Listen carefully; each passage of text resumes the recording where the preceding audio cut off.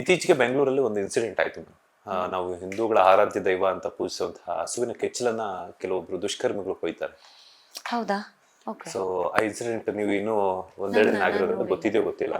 So ಈ ತರ ಮಾಡುವಂತವ್ರು, because ಒಂದು ಮೂಕ ಪ್ರಾಣಿಯ ಕೆಚ್ಚಲನ್ನ ಕೊಯ್ತಾರೆ ಅಂತಂದ್ರೆ ಅದು ಎಷ್ಟೋ ಜನರ ಒಂದು ಹಾಲುಣಿಸುವಂತಹ ತಾಯಿ.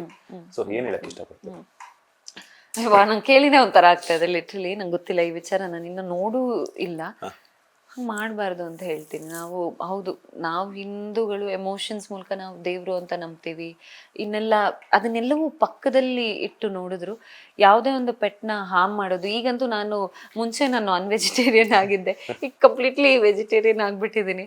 ಸೊ ಆ ಪರ್ಸನಲ್ಲಿ ನೋಡಿದ್ರು ಯಾವುದನ್ನೇ ಹಾರ್ಮ್ ಮಾಡೋದು ಅಥವಾ ಅದು ಆ ಥರ ಫಿಸಿಕಲ್ ಹಾರ್ಮ್ ಆಗಿರಲಿ ಅಥವಾ ಎಮೋಷ್ನಲ್ ಹಾರ್ಮ್ ಆಗಿರಲಿ ಅಥವಾ ಯಾವುದೇ ಒಂದು ಹಾರ್ಮ್ ಮಾಡೋದು ಒಳ್ಳೇದಲ್ಲ ಅನಿಸುತ್ತೆ.